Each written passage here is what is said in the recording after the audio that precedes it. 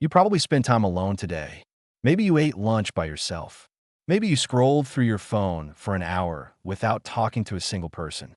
Maybe you went to bed last night and realized you hadn't had a real conversation in days. And you told yourself it was fine. You told yourself you just needed some rest. But here's what your body was doing the whole time. It was preparing you to die sooner. Not metaphorically, not as a warning, as a biological process that begins the moment your nervous system registers that you are isolated from other humans. Your immune system shifts. Your cardiovascular system changes. Your brain rewires itself in ways that are measurable, documented, and in some cases, irreversible. And the terrifying part is that you probably did not notice any of it happening. Because loneliness is not what you think it is. You think loneliness is an emotion, a mood, something that comes and goes, like boredom or frustration. Something you can solve by watching a show or going for a walk. But researchers at the University of Chicago, led by social neuroscientist John Cacioppo, spent more than 3 decades studying what loneliness actually does to the human body. What they found should have changed everything about the way modern society is designed. Instead, most people still do not know it exists. Cacioppo discovered that chronic loneliness is not a feeling. It is a physiological state. Like hunger, like pain, like thirst. Your body has a built-in alarm system designed specifically to detect social isolation. And when that alarm goes off, it does not wait for you to notice. It begins changing your biology immediately, automatically, and without your permission.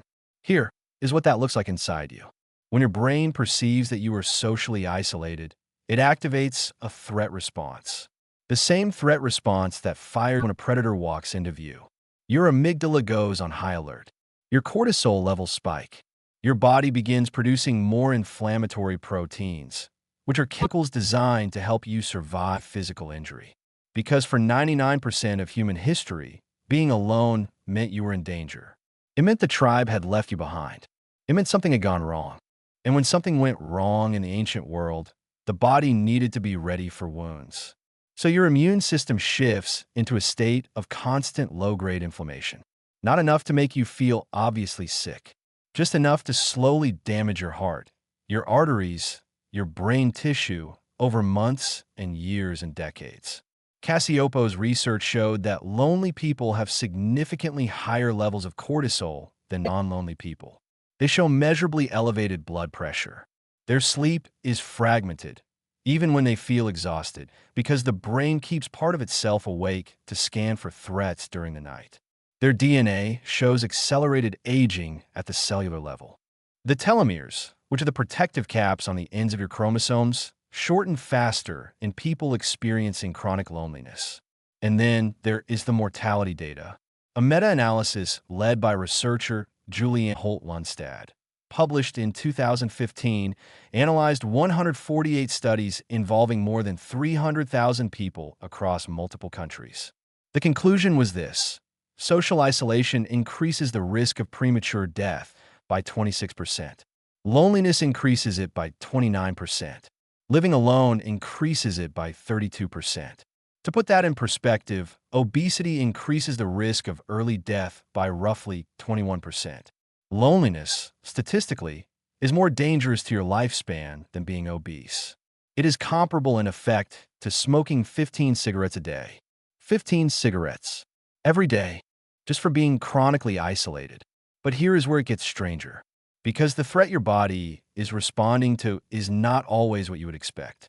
You can be surrounded by people and still be profoundly lonely. You can have 100 acquaintances, a full social calendar, a family in the same house, and your body can still be running the same biological alarm as someone who has not spoken to another person in a week. Because what the nervous system is measuring is not the quantity of social contact. It is the quality of felt connection. Susan Pinker, a developmental psychologist and author of The Village Effect, found that what actually protects human health is face-to-face contact. Specifically, the kind of contact where both people are present, unguarded, and genuinely engaged. Not a phone call, not a text, not a video chat.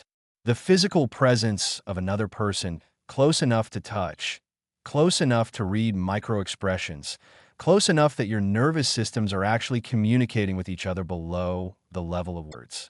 When that kind of contact is absent, the alarm stays on.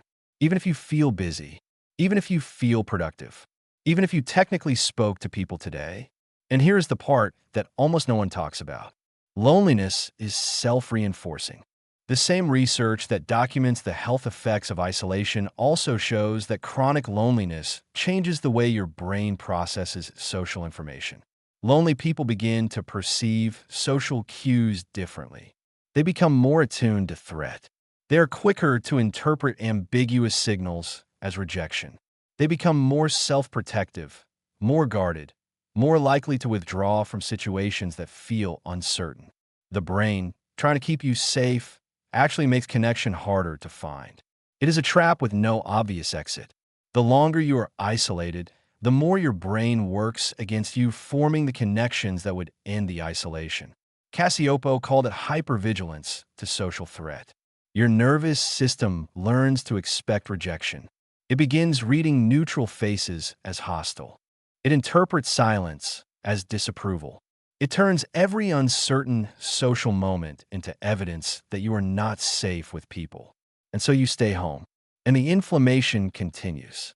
And the cortisol stays elevated. And the sleep gets worse. And the telomeres keep shortening. And from the outside, it looks like nothing is happening. You're just quiet. You're just independent. You're just an introvert. You're just busy. You're just tired. But your body knows what is happening. Your body has always known. Because your body was built for something the modern world has systematically dismantled. For almost all of human history, you lived in a group. A small, tight, multi-generational group of somewhere between 50 and 150 people. You knew everyone in it. They knew you. You ate together, worked together, slept in proximity, sat around fires, told stories. The boundaries between your life and the lives of the people around you were almost non-existent. Your survival depended entirely on maintaining those bonds. That is what your nervous system is still built for. That is the baseline your biology expects. And when the world you live in departs radically from that baseline, your body interprets the departure as a survival crisis. Not because it is wrong, but because biologically it is correct. You were never meant to eat lunch alone. You were never meant to scroll through photographs of other people's lives as a substitute for presence. You were never meant to live in a box separated from your neighbors by walls you never cross. Your body knows this even when your mind has accepted it as normal. The question is what to do with that knowledge. And here is the uncomfortable answer. There is no app for this. There is no productivity system. There is no self-improvement framework that patches the gap between what your nervous system needs and what modern life provides. What the research points to is almost embarrassingly simple. Regular, face-to-face contact with people who know you. Not networking, not socializing, not performing connection. Just being physically present with people who see you over and over across time. Pinker found that the communities with the longest-lived people on Earth had two things in common: close female friendships and integration across generations. Not gyms, not diets, not supplements. People, present, consistent, known. You already feel the pull toward that. You feel it when you think about calling someone you have been meaning to call for months. You feel it when you walk past a group of people laughing and something in your chest responds before your mind catches up. You feel it when you are with someone who actually knows you, and your whole body settles in a way it cannot when you are alone. That is not sentiment. That is your nervous system returning to baseline. That is inflammation dropping. That is cortisol falling. That is your brain getting the signal it has been waiting for, the signal that you are safe, that you're known, that the alarm can stop. You spent time alone today.